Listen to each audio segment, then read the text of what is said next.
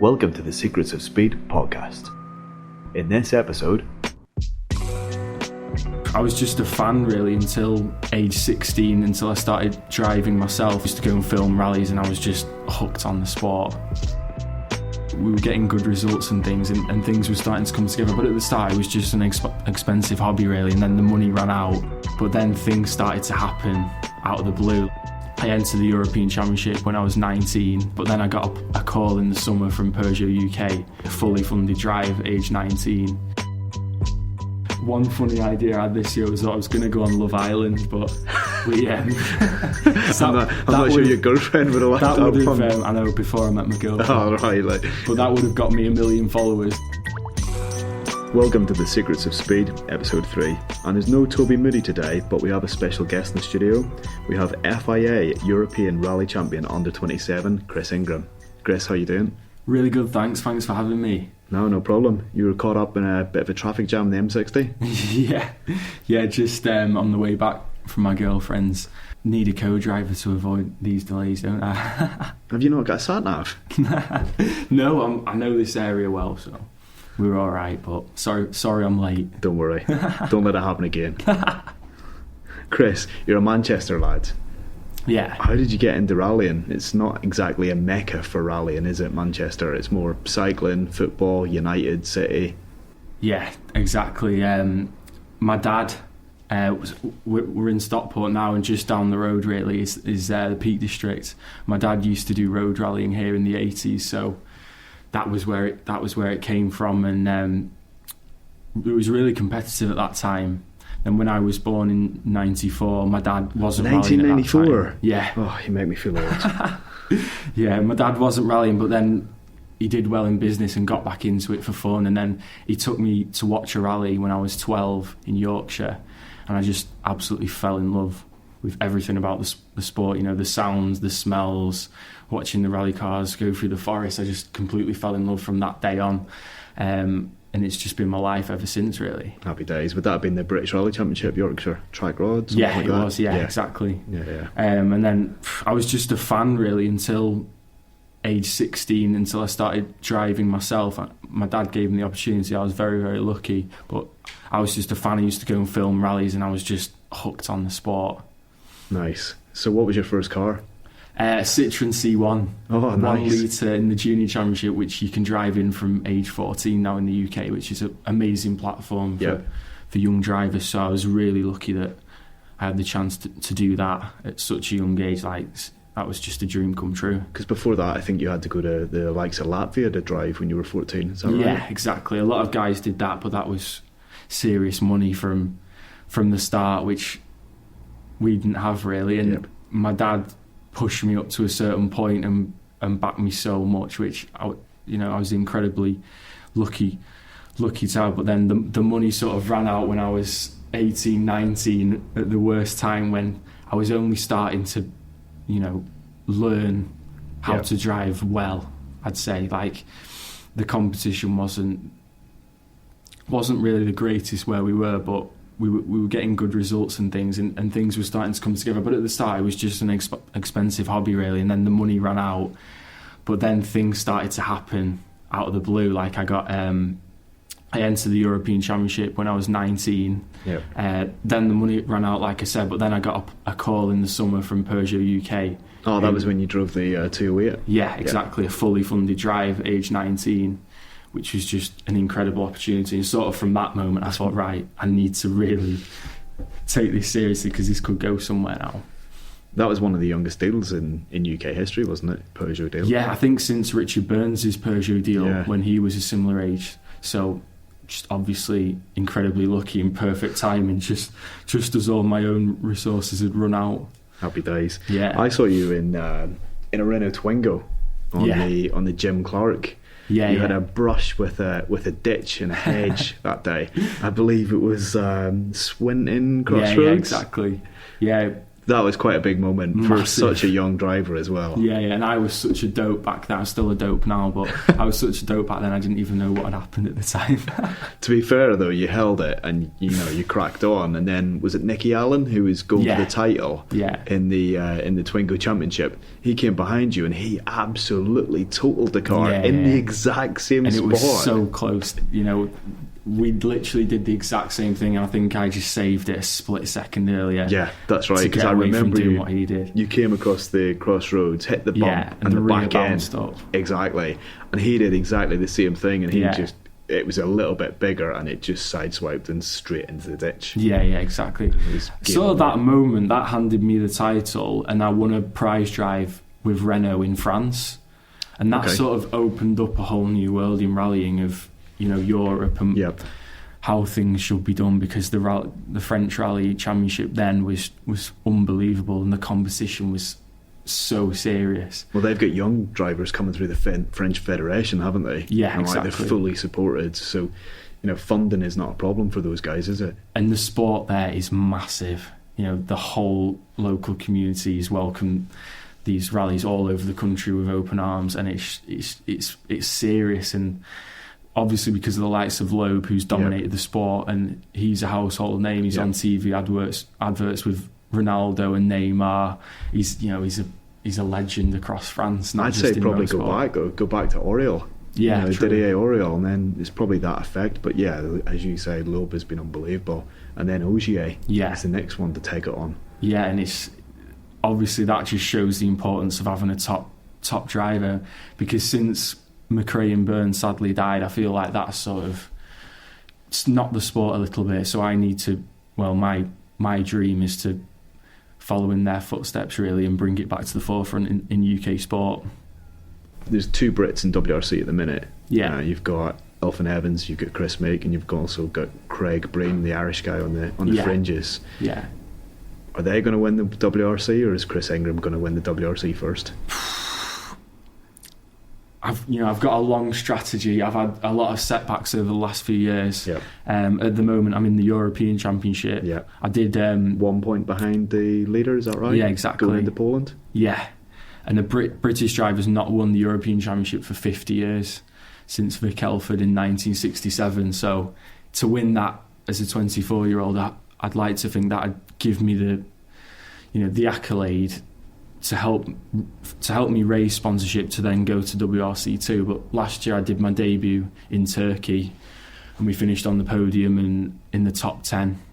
So that sort of gave me the vision of where I obviously need to go to WRC2 next year. Yeah. But because of funding and setbacks, that's why I'm not there now. But going back to your question, I think the guys there now, they've had several years. Yeah. They've had so many opportunities, these guys, at doing it, and it's not really happened for them. Yeah. And I would desperately need to get that chance, but I've still got a lot to prove. Yeah. You've also got to learn the stages as well, because they are ridiculously hard in WRC as well. Yeah, so if you get to WRC2, then you can start learning the stages for progression up the ladder.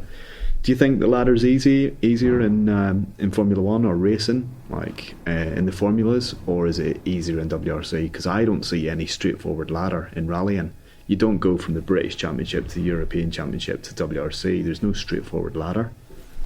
Yeah, it's a good question actually. I think obviously like motorsport now, everything comes down to money. Yeah. And a lot of people have bought the way to WRC. Yeah.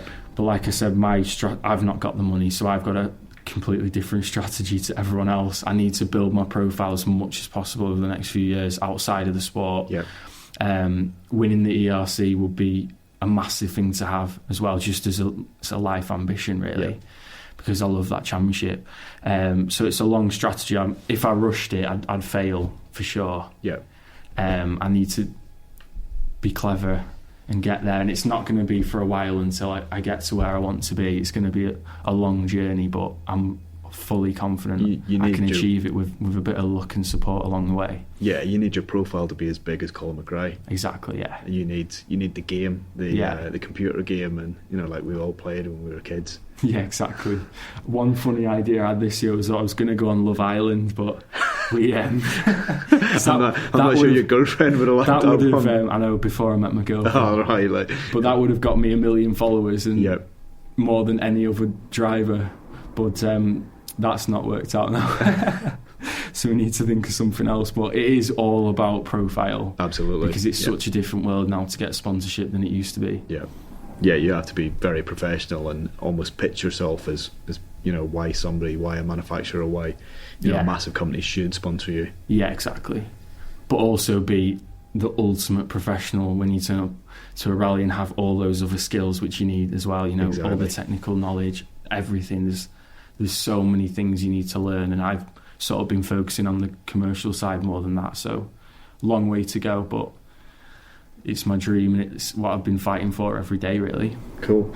You've had a few co-drivers in your time so far. I think 3, 4. And so who is it decides the co-drivers? Is it you that picks the co-drivers, or is the manufacturer, the works teams that pick the co-drivers for you?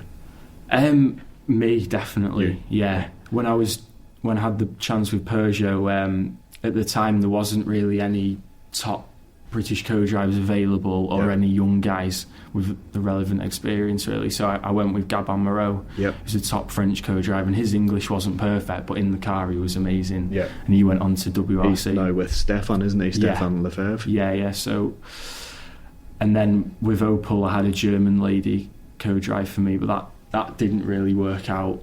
Was that the language barrier? Or? I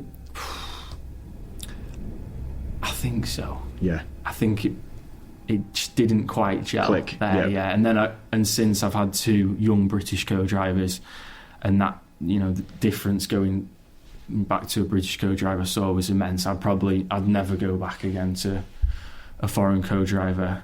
Hopefully I'll keep Ross all the way, because Ross Whittack, my co-driver now, he's only been rallying for 4 years, but his dad was a legendary co-driver and a team manager, and he's just been incredible, and he's had no proper experience before me, but just his personality is so dedicated for it. But that's what you need. You need somebody that along the same lines as you, because you spend so much time together. Travelling in the car, it's not just the rally, it's the recce as well. Yeah, exactly. And someone who's as committed as me and shares my dreams as well. A lot of guys now, they just want paying and they don't see the bigger picture, but Ross he works in a supermarket in between rallies. He wants it as much as me. That's why it works. So who's your favourite driver of all time? I think you're going to say Colin, because you've already mentioned him. Loeb. Oh, you surprised me there. Loeb's my all-time hero. Okay. Why? I was a bit young for McRae and Burns. Yeah, because if you were born in 94, McRae would have won it in 95, the world title. Yeah. So I only have memories of McRae and Burns from watching videos. Okay. So that's why, obviously. So you've basically grown up with Loeb then? Yeah, Loeb and Ogier. Ogier's a really nice bloke in real life. Yeah. When I see those guys, I'm starstruck. Yeah. And Ogier always comes and says hello to me, and it's just mental. So that just shows he's a proper gentleman, and even though some people think he's a real competitive character, he's a real gentleman in real life. So I'd say definitely Loeb and Ogier. Fair play. What's been your biggest moment in your career?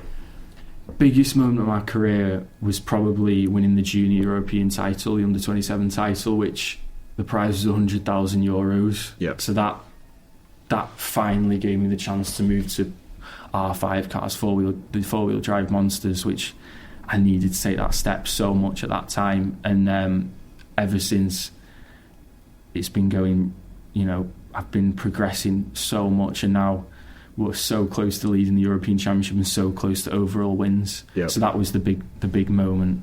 And obviously Opel made that happen, getting the chance to drive for Opel. So what is the difference between the Fabia, the R5 car, and the old car there? The R2, the two-wheel drive. It's everything comes up so much quicker, but it's actually easier to drive. It's like a PlayStation, where as the two-wheel drive cars, you had to really grab them by the scruff of the neck and drive them hard. And keep the power on at all times. Yeah, and be unbelievably aggressive. But now it's just so much fun. Yeah. And the car does a lot of the work for you, but it's still very intense. It's just I can't explain it. It's the best feeling in the world driving those cars. Fair play. So I can imagine driving a WRC car.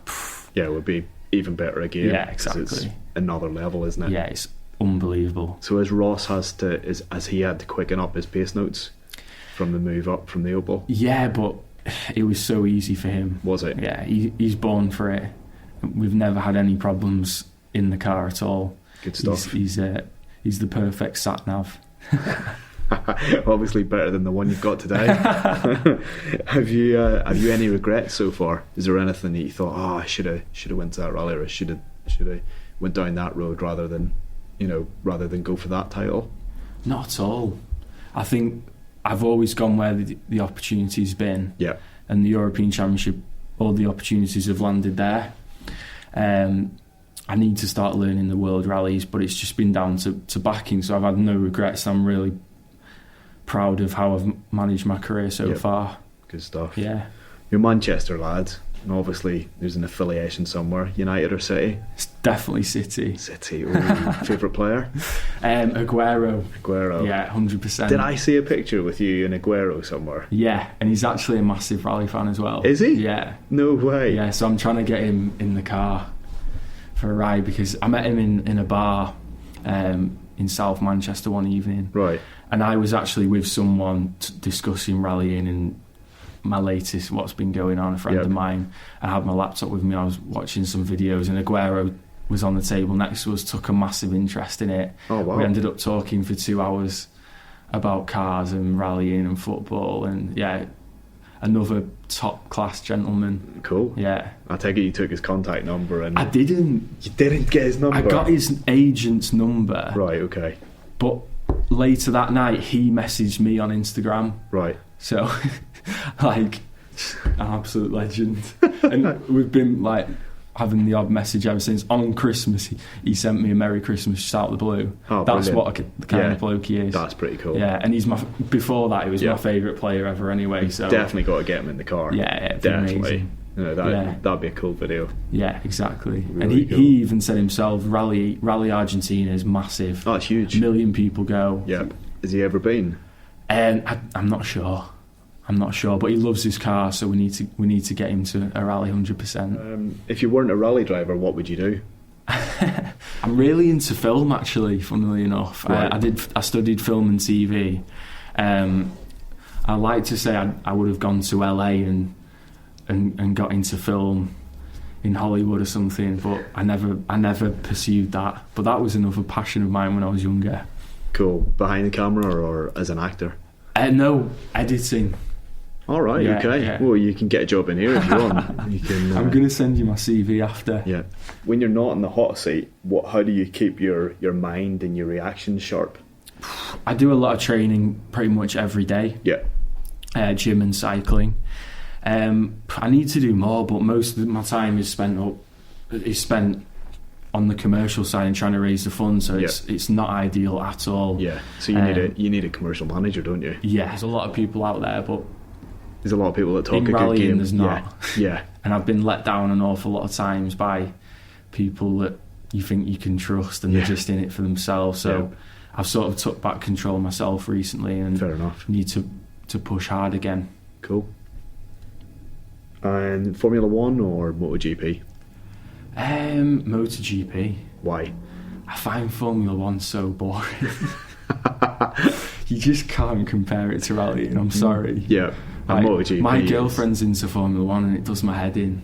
I can't wait to take her to a rally. Do you have to sit through the Formula 1 Grand Prix then? Oh, it's just so boring. But yeah, MotoGP is... It's great, isn't it? It's mega. Loads of overtaking. I'd love a go, but I'd definitely end up doing some damage. Not until you win the title, obviously. Yeah. No, I think I'll ban myself from motorbikes. That's probably not a bad idea. Yeah. That's pretty much it, Chris. Thank you very much for coming on the podcast. Thank you. It's been great talking to you. Thanks for having me. It's been a pleasure. Rally Poland next week, 1 point behind the leader. Yeah. Can you wrap up the juniors? Yeah, if we finish, I think if we win the juniors, we'd win the junior title, and that will give me the prize money to carry on, and then that sort of takes the pressure off me a bit because I've got the money, and then I can just go absolutely flat out and show my true speed and chase that overall title, which I've been working towards for so long. So super. Bring it on. That will hopefully propel you into WRC too. That's the plan. Super. Thank Chris, you. thanks very much. Thank you very much. Cheers. Cheers.